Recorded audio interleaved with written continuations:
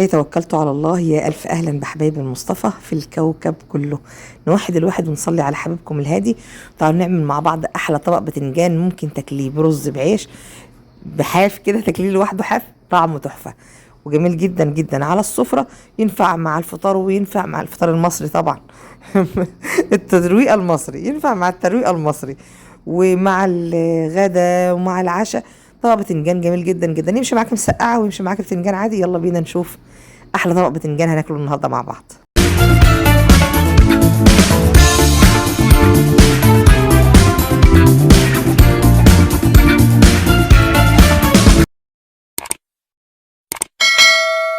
بسم الله. البتنجان عندي اول حاجه قطعته بالطول زي ما انتم شايفين كده.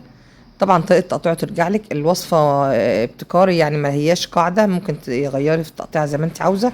حطيت البتنجان الاول، قطعته كده وحطيت عليه ملح وسبته شويه، وبعدين غسلته من الملح بميه وعصرته جامد، والزيت لما سخن نزلته في الزيت. تقدري طبعا تحمريه في القلايه الكهرباء او في الفرن زي ما تحبي، لكن انا في المكان اللي كنت فيه في الوقت ده شغاله ما كانش متاح فيه الا الزيت، تحمير الزيت، فحمرته في الزيت زي ما انتم شايفين وكان طعمه لذيذ جدا. بعد كده نزلت بفلفل الوان يتحمر كمان معاه نفس الزيت. الفلفل الاخضر الحار ما ينفعش تحطيه طبعا مقفول، لانه هيفرقع في الزيت وهيبهدل لك الدنيا وممكن يأذيكي. فافتحي طرف القرن الفلفل الاخضر كده من الطرف وحطيه في الزيت عشان لما يتحمر ما ينفجرش.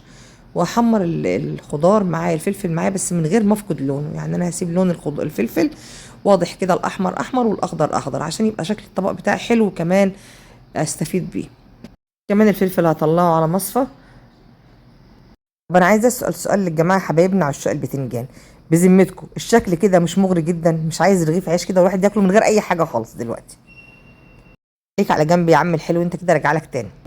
على النار كده حطيت معلقه زيت محترمه، وانزل عليها كمان بمعلقه توم محترمه. تحمر التومه، وكالعاده شويه كزبره ناشفين اوعي تنسي.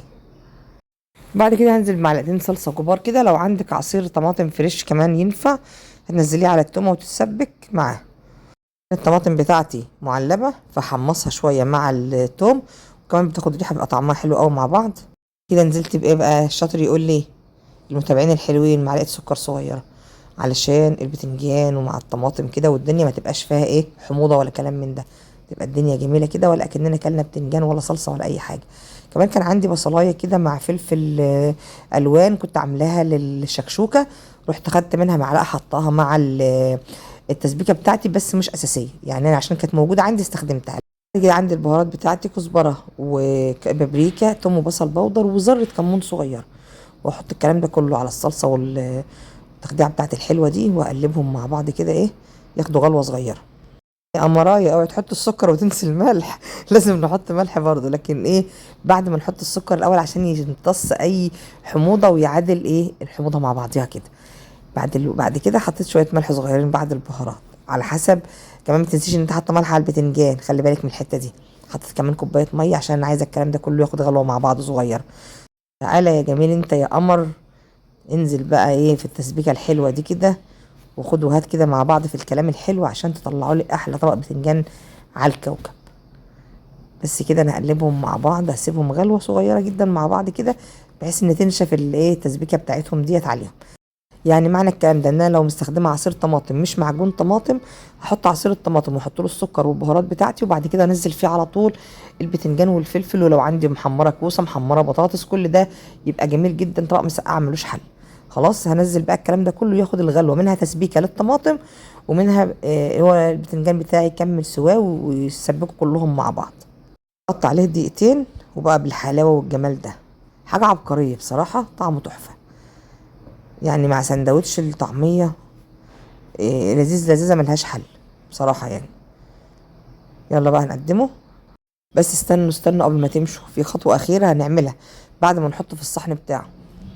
يا أبيض على الجمال يا جماعة، ولا تقول لي بقى ديك رومي ولا كيلو لحم، أنا الطبق ده بالنسبة لي حاجة ملوكي قوي. نجيب الجميل لوحده ثواني ونرجع له تاني. حطينا على النار معلقة زيت صغيرة بمعلقة توم تانية. طبعا اللي مش حابب بقى توم تاني ممكن يستغنى عن التوم دلوقتي او يستغنى عن التوم اللي حطيناه في الاول.